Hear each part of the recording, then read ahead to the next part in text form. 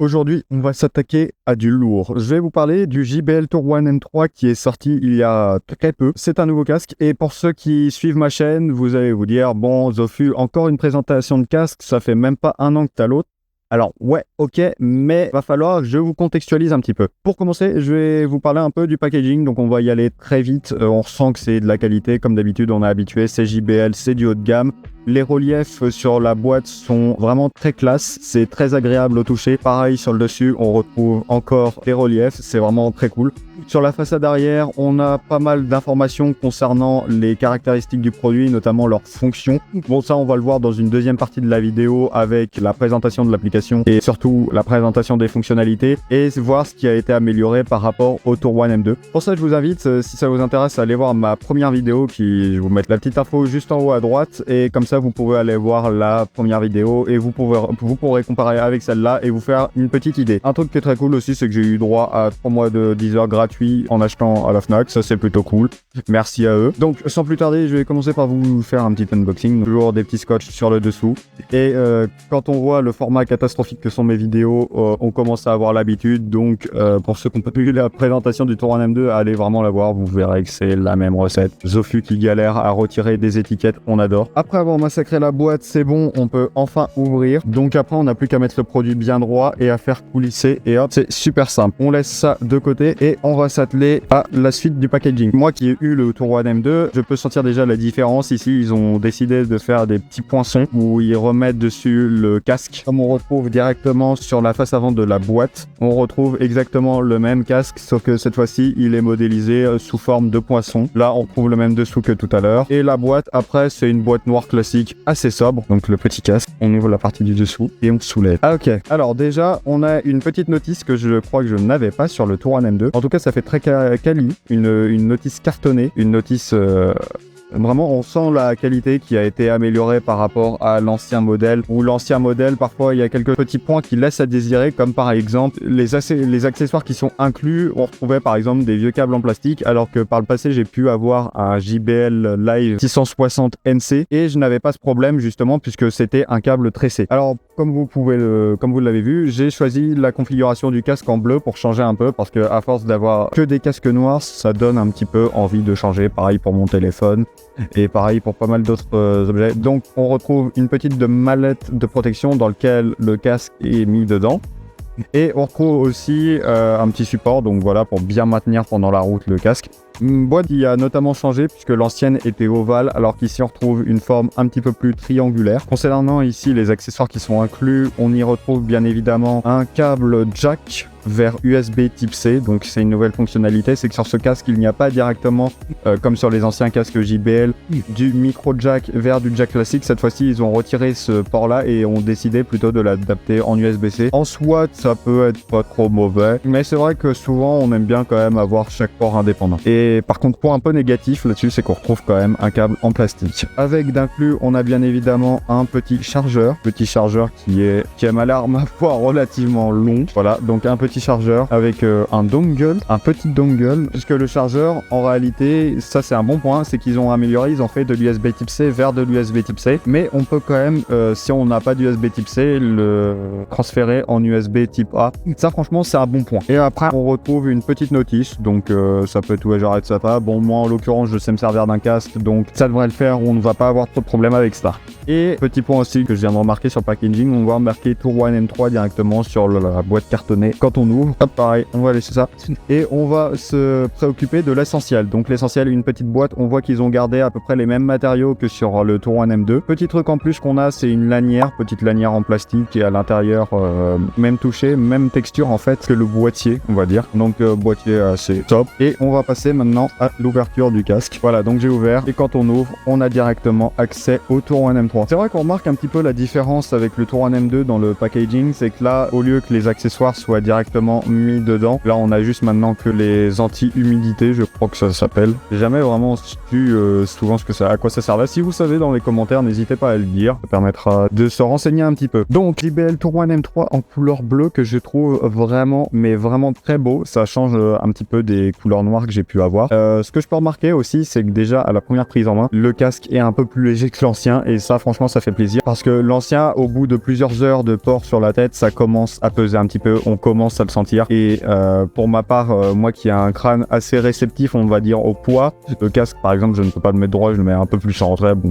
Chacun ses pratiques d'utilisation, hein, et j'espère que ça va faire vraiment la différence. Le casque qui a un aspect toujours assez qualitatif, on ressent avec l'arceau en cuir qui est vraiment bien. Le reste par contre, ça reste l'inconvénient, c'est que ça reste du plastique. Comparé à l'ancien Tour One M2, je trouve que c'est un petit downgrade parce que personnellement, ici avant on avait des petites parties métalliques qui faisaient qu'on ressent la qualité et là aujourd'hui c'est vraiment que du plastique à part sur les petits inserts ici décoratifs, hein, même si ce sont plus que des inserts décoratifs, on va le voir, ce sont par exemple des micros et ce qui va permettre à la réduction de bruit. On voit qu'on a perdu un petit peu en qualité et bon, je trouve ça dommage. On va voir à l'utilisation. Donc déjà, pour faire simple, donc sur la face droite, on retrouve le bouton d'allumage, le bouton pour régler la réduction de bruit, sachant qu'ici aussi, on a un petit panneau tactile et sur le côté gauche, on retrouve le bouton du son. Alors, à un seul endroit, en fait, on retrouve des parties métalliques, c'est par exemple ici. Voilà à quoi ressemble le Tour One M3. Franchement, je viens de tester de le porter à l'instant hors cam et franchement, le port est vraiment confortable. Il y a eu un petit peu d'amélioration qui a été faite et notamment on sent la différence de poids comparé au Tour One M2 qui était franchement plus lourd. Maintenant on va passer à un autre petit test, ça va être le test de l'allumage et j'ai ramené ma petite tablette que j'ai fait réparer il y a pas longtemps d'ailleurs et on va connecter justement à l'application JBL Headphones, donc qui est disponible comme indiqué sur la boîte sur Google Play et sur l'App Store. Sinon concernant cette notice cartonnée, on remarque juste quelques petites informations comme le fait de l'allumage, voilà. Ensuite ça nous donne les informations qu'il y a de base d'origine si on n'installe pas l'application pour connaître les commandes un petit peu du casque. Donc c'est parti, on va procéder au premier allumage.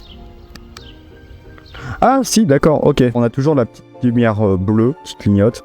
Le Power On, petite voix qui nous dit que le casque est bien allumé. Et on a toujours, comme sur le Tour One M2, si vous voyez ici, le petit loquet pour pouvoir appairer. Donc ça franchement c'est plutôt cool.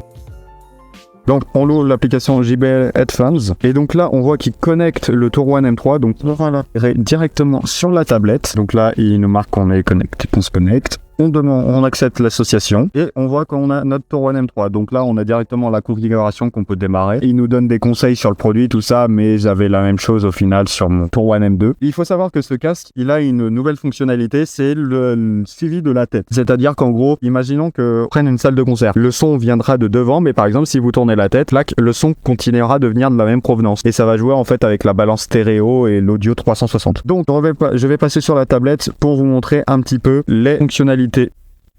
On se retrouve directement sur l'application JBL, on se retrouve en première page, donc la page des généralités. Tout en haut, il y a marqué le nom de notre casque. En haut à droite, on peut même, si l'on veut, éteindre le casque à distance. C'est une fonctionnalité qui est plutôt pas mal. Surtout, par exemple, si on a le casque qui est rangé dans un sac, ça nous évite de ressortir. Surtout si le sac n'est pas forcément à notre portée. Là, au moins, on peut facilement éteindre le casque via le Bluetooth. Sur cette première page, on a les généralités. Donc, la commande du son ambiant, ça va être tout ce qui est réduction de bruit. Donc, soit on active la réduction de bruit, la NC, soit on met le mode Ambient Aware où ça va justement nous retranscrire les sons qui viennent de l'extérieur. Et sinon, on a le mode Talk Through qui va nous brider le son à 15%, qui va nous activer les micros. Donc ça, c'est pratique notamment si vous discutez. Et en dernier lieu, on peut bien évidemment désactiver la réduction de bruit si on n'en a pas besoin. Dans la réduction de bruit, on peut personnaliser notre réduction de bruit. Donc soit avoir un petit niveau de réduction de bruit ou alors avoir un grand niveau de réduction de bruit. On peut aussi avoir la réduction de bruit adaptatif qui va s'activer ou se désactiver en fonction de votre lieu, en fonction du bruit qu'il y a ambiant. Par exemple, s'il y a beaucoup de bruit de voiture, des bébés qui pleurent ou d'autres bruits dérangeants, là la réduction de bruit va s'activer. Mais par exemple, si vous êtes dans une pièce calme, il n'y a pas lieu d'avoir réduction de bruit, donc elle se désactive. Ensuite, on a la compensation automatique qui va détecter les fuites lorsque vous portez le casque et qui va justement essayer de compenser la réduction de bruit. Ensuite, on a le Smart Talk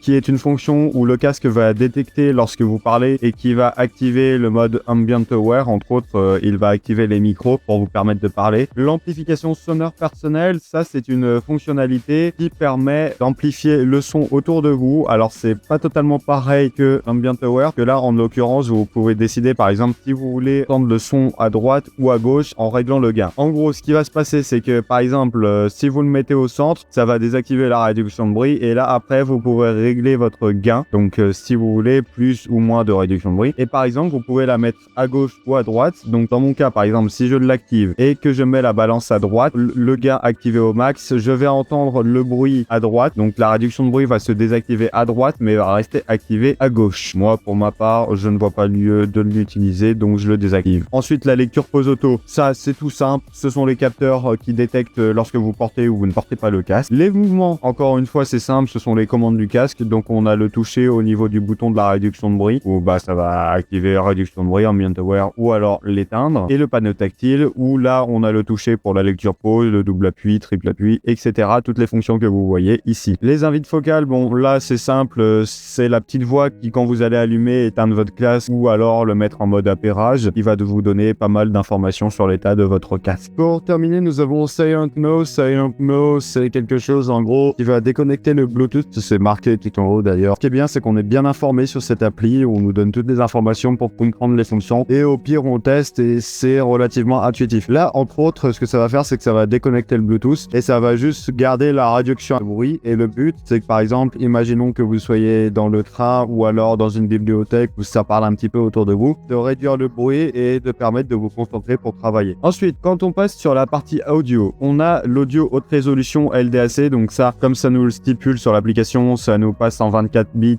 96 kHz. Ça nous permet d'avoir des meilleures fréquences. Ça nous permet d'améliorer la qualité audio. Donc l'audio LDAC, c'est un codec. Bon, il faut savoir que quand on active le LDAC, on perd Personify. Donc Personify, on va le voir, il va se personnaliser en fonction de votre audition, le son spatial et l'égalisation dynamique à faible volume. Ensuite, on a bien évidemment l'égaliseur JBL. Pour mon cas, avec le Touran M3 et par exemple si vous prévoyez de l'acheter, le petit problème que je peux remarquer, c'est que comme on a perdu de l'impédance, en l'occurrence entre le JBL Touran M2 et le Touran M3, on est passé de mémoire de 36 ohms à 18 environ. Ça fait qu'on a facilement plus de puissance et en l'occurrence sur ce casque, dès qu'on a tendance à trop augmenter les basses, le casque va surcharger. J'ai remarqué que ça le fait principalement avec l'application JBL, donc je vous conseille à côté d'utiliser un autre égaliseur. Ensuite, son spatial qui est une fonction phare sur ce casque, on peut choisir de la désactiver, la laisser fixe ou alors avec le suivi du mouvement de la tête, petite fonction super sympa. Si on désactive, ça va juste rester en stéréo classique. Si on le passe en fixe,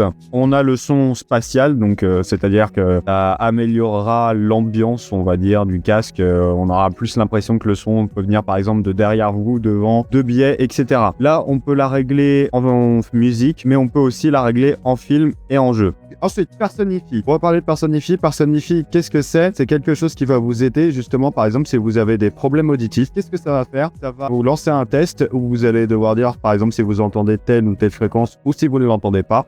À la fin, ça va vous donner les fréquences que votre oreille capte le moins et ça va les booster pour vous permettre d'entendre mieux ces fréquences. L'égalisation dynamique à faible volume, ce qui va se passer, c'est que souvent, quand on écoute bas, soit le son peut être étouffé, soit le son peut être trop aigu. Là, ça va égaliser le son pour vous permettre d'entendre comme si vous étiez à plein régime ou comme si vous étiez à un volume totalement normal. Là, ensuite, équilibre du son gauche-droite, c'est simplement pour régler la balance, quelque chose d'écoutant. Et ensuite, on a le limiteur de volume max. Donc là, ça va vous limiter le volume, donc baisser de quelques décibels pour éviter d'endommager votre oreille. Concernant la partie appel, on a un optimisateur de niveau sonore. Lorsque la voix de la personne que vous appelez est trop forte ou trop faible, le volume sera équilibré au niveau optimal. Donc là, en l'occurrence, ici, l'optimisateur de niveau sonore, ça va régler le gain de la voix de votre interlocuteur. Donc c'est pratique si il parle trop fort ou pas assez fort pour justement donner quelque chose de beaucoup plus écoutable. Ensuite, on a le réglage du son. Ça va régler la voix de l'autre personne qui est au bout du fil justement. Donc si on veut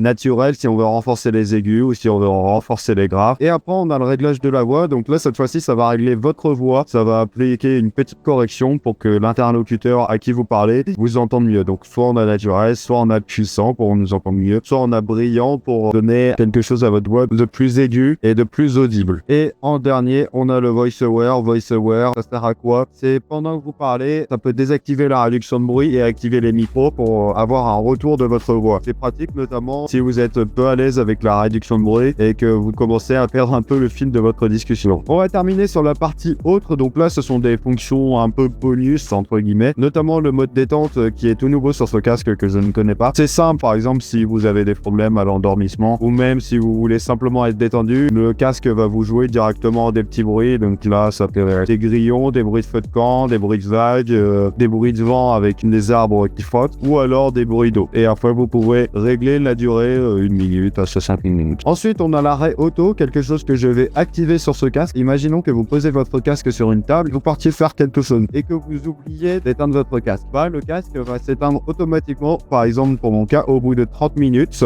dès qu'il détecte qu'il n'y a pas de son joué, que vous ne le portez pas. À savoir que même quand vous le portez, si vous ne jouez pas de son, il finit par s'éteindre aussi. Pour terminer, là, j'ai du coup connecté ma tablette au Wi-Fi et les invites vocales, je vais pouvoir le passer en français. Donc on voit qu'on a des mises à jour. Là, on a le transfert vers le casque. Le casque va ensuite redémarrer et les voix seront mises en français cette fois-ci. Sur le casque aussi, quand on connecte à Internet, on a la mise à jour logicielle qui est disponible. Donc pensez à bien les faire. Donc là, il va transférer la mise à jour, il va installer, il va la transférer. Donc là, en l'occurrence, ici, ça peut prendre entre 5 et 10 minutes. Ça dépend de la vitesse de votre connexion. Bon, j'ai eu l'occasion de tester le casque pendant 2 semaines et maintenant, je vais pouvoir vous donner mon ressenti vis-à-vis de ce casque et vous dire ce que j'en pense. Bon, par contre, à la caméra, ça rend vraiment violet alors que l'intérieur est bleu, mais pourquoi pas. Ce casque, déjà, ce que je peux remarquer, c'est qu'il y a pas mal de points qui ont été améliorés par rapport au Tour One M2, notamment le fait que parfois le casque il fasse des petits schlacs dans les oreilles, donc je comprends pas d'où ça vient ça, et c'était un peu dérangeant à l'écoute. Pareil, le capteur du détection de port du casque, il a été amélioré, donc ce qui fait que maintenant je me retrouve pas à chaque fois devoir remettre et retirer mon casque parce que le capteur il bug, et ça franchement c'est vraiment un bon point d'avancée. Il y a pas mal de points aussi qui ont été améliorés, comme je l'ai dit plus précédemment dans la vidéo. Le poids du casque qui est un peu plus léger vu qu'ils ont retiré les parties métalliques, donc c'est un peu plus agréable à porter sur le long terme. Niveau qualité sonore, ce casque est excellent pour le coup, et c'est là qu'on comprend le titre justement. C'est que la qualité sonore, on ressent vraiment toutes les fréquences, que ce soit les basses, les aigus, les médiums. C'est vraiment époustouflant la qualité des casques qu'on arrive à faire aujourd'hui. Et notamment sur celui-là, la qualité sonore est vraiment au rendez-vous et on ressent que JBL a mis le paquet sur le casque. Au niveau des fonctions, bon,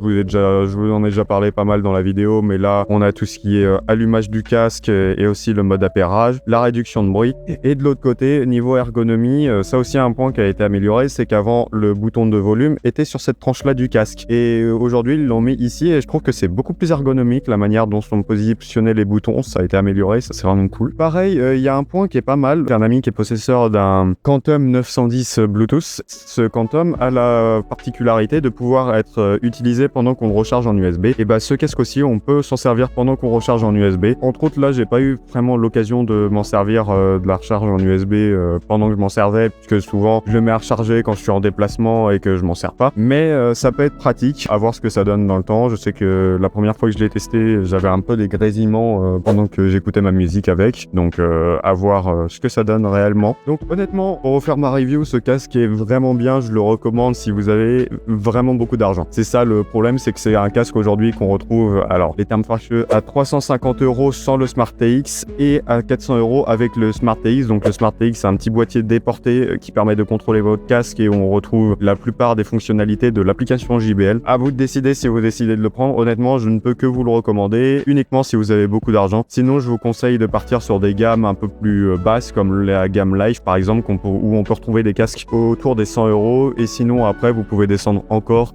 et partir sur la gamme Tune, où là on retrouve des casques entre 70 et pour les plus bas, par exemple, je pense au 510 qui est à 50 € et où là on retrouve quand même la qualité JBL. Ça reste quand même de la bonne qualité, même si c'est de l'entrée de gamme. En tout cas, j'espère que ça vous a plu cette petite vidéo avec le cadre un petit peu chill devant le chalet et dans mon terrain. Même si c'est un petit peu moins chill que l'autre jour en début de vidéo, ça va, c'est quand même sympa. Donc n'hésitez pas à me dire si ça vous change justement un petit peu des vidéos sur mon matelas. J'espère que la vidéo vous a plu. Si c'est le cas, vous savez ce qu'il vous reste à faire. Et sur ce, on se dit tchuss. Ah, et petit disclaimer, la partie 2 du chalet arrive très bientôt, alors restez à l'affût.